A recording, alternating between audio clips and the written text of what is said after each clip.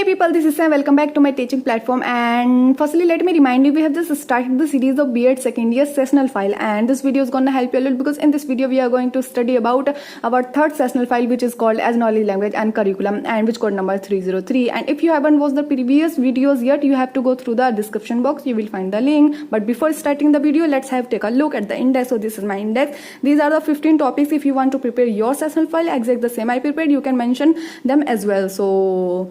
But I am 100% sure this video is going to help you a lot, because in this video we are going to cover all the topics and even all the aspects which is related to the knowledge, language and curriculum. So let's get into the video. First of all, let me remind you again that I am a Hindi medium student and it would be better अगर मैं आपको ये Hindi language में ही explain करूँ. So let's start. First of all हमें कुछ basic concept लिखने होते हैं, जैसे कि ज्ञान का अर्थ क्या होता है, उसकी डेफिनेशन क्या होती है, उसका नेचर क्या है, उसके फीचर्स क्या है, उसका स्कोप क्या है, इवन उसके types and all that things which is related to the knowledge. तो अभी हम फर्स्ट ऑफ ऑल स्टार्ट करेंगे ज्ञान के अर्थ से. तो देखते हैं कि ज्ञान का अर्थ क्या होता है. तो ज्ञान शब्द संस्कृति की ज्ञा धातु से बना है, जिसका प्रयोग जानना, इट मीन टू नो के अर्थ में किया जाता है. ज्ञान के लिए अंग्रेजी भाषा में प्रयुक्त नॉलेज शब्द का संबंध भी जानने से है. इस प्रकार ज्ञान का अर्थ जानकारी. सामान्य अर्थ में इस जानकारी का संबंध किसी व्यक्ति, वस्तु, घटना अथवा किसी भी क्षेत्र से संबंधित सूचना से हो सकता है. यह आवश्यक नहीं कि व्यक्ति को इस सूचना के संबंध में सही समझ भी है. उदाहरण के लिए व्यक्ति के विभिन्न ऐतिहासिक घटनाओं की जानकारी तो हो सकती है, पर यह आवश्यक नहीं कि उसे उनके कारणों व परिणामों की भी समझ हो. जैसा कि अब इसको बात से ही आपको ऑब्वियसली क्लियर हो गया होगा. So let's discuss about second topic. So second topic हमारा है शब्दकोश में ज्ञान के निम्नलिखित अर्थ दिए गए हैं, यानी अब उसके डिफरेंट उसके मीनिंग दिए गए हैं शब्दकोश में. तो आपकी हेडिंग अपने उसमें आप अपने सेशनल फाइल में इंक्लूड कर सकते हैं. तो यहाँ पे आप जैसे कि आप देख ही सकते हैं, मैं पढ़ के नहीं सुना रही हूँ, ये टाइम बहुत कंज्यूम करेगा, तो आप यहाँ से स्क्रीनशॉट ले सकते हैं.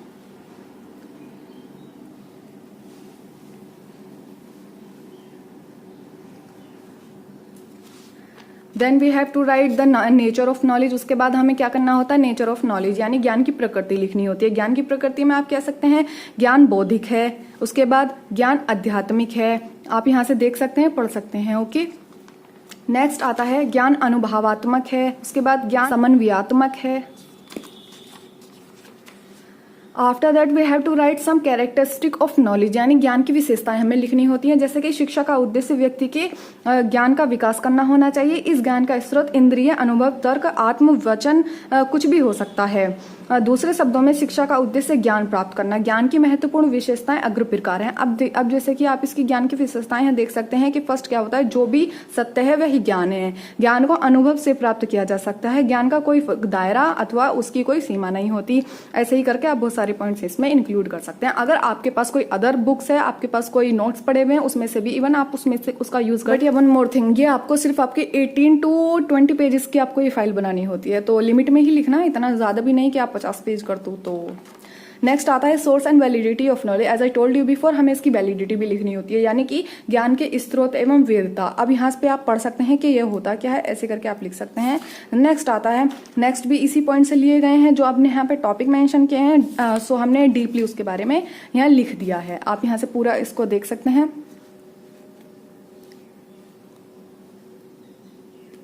Even you can take a screenshot if you need so. Okay. Next is the same. Then हमारा आता है some theories related to the means of knowledge, यानी कुछ ज्ञान संबंधी प्रमुख सिद्धांत हमारे इसमें दिए गए हैं. यानी ज्ञान के प्रमुख स्रोत, यानी कि इसका मतलब क्या है, ज्ञान इंद्रियों के अनुभव, सेकंड तर्क चिंतन. वास्तव में यही दो ज्ञान के स्रोत हैं. दोनों स्रोत समान रूप से महत्वपूर्ण हैं. इनके विवेचन के लिए 3 सिद्धांतों का वर्णन किया गया. फर्स्ट बुद्धिवाद, अनुभववाद, समीक्षावाद. ऐसा आता है हमारा. इसके बाद में अगर आप थोड़ा इसके बारे में अगर आप थोड़ा डीपली भी लिखना चाहें तो आप यहाँ पे डीपली भी लिख सकते हैं, या you can read it yourself. Next is the same points. फिर आता है हमारा ज्ञान संबंधी प्रमुख समस्या, यानी some problems related to the knowledge, यानी कुछ प्रॉब्लम्स भी होती हैं जो ज्ञान से रिलेटेड होती हैं. यहाँ पे आप देख सकते हैं ज्ञान से संबंधित अनेक समस्याएं हैं, जैसे कि फर्स्ट आत्मज्ञान यानी सेल्फ नॉलेज, सेकंड अन्य का ज्ञान यानी नॉलेज ऑफ अदर्स. उसके बाद में आप इसके बारे में थोड़ा डीपली में यहाँ लिख सकते हैं. नेक्स्ट आता है हमारा, नेक्स्ट है शिशुवावस्था में ज्ञान की उत्पत्ति एवं विकास, यानी कि knowledge generation and development of infancy. इसमें अंदर आप लिख सकते हैं शिशुवावस्था से ही शिशु के शारीरिक और मानसिक विकास में संबंध दिखलाई पड़ती है। शिशु 1 वर्ष के शिशु से शारीरिक दृष्टि से अधिक विकसित होगा, वह वहां मानसिक दृष्टि से भी अधिक विकसित दिखाई देगा। ऑब्वियस सी बात है, यह जानकारी नहीं है कि एक 5 वर्ष का शिशु दूसरे 4 वर्ष के शिशु से मानसिक रूप से निश्चित ही अधिक विकसित हो, क्योंकि मानसिक विकास की गति में भी व्यक्तिगत विभिन्नताएं पाई जाती हैं। फिर भी सामान्य रूप से अधिकतर शिशुओं का मानसिक विकास औसत के अनुरूप ही होता है। शिक्षा मनोवैज्ञानिक इसी औसत को ज्ञात करता है। Okay, hopefully it will clear all your doubts. Next is शिशुवावस्था में मानसिक विकास की विशेषताएं, यानी features of mental development in infancy.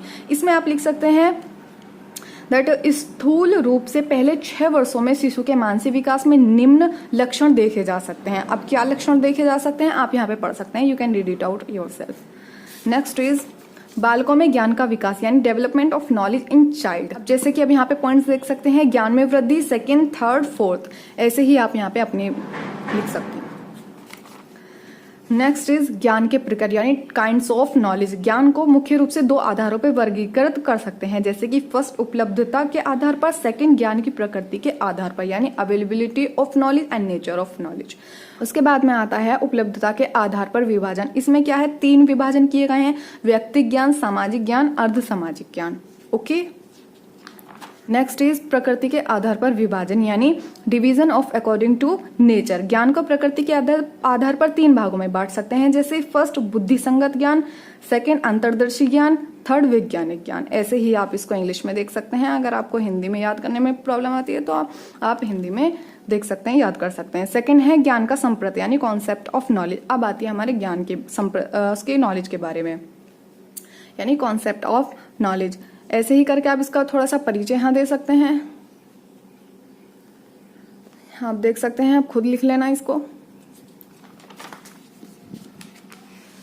ये भी उसी के सेम पॉइंट्स हैं। थोड़ा डीपली अगर आप लिखना चाहें, डीपली पढ़ना चाहें तो आप डीपली पढ़ सकते हैं।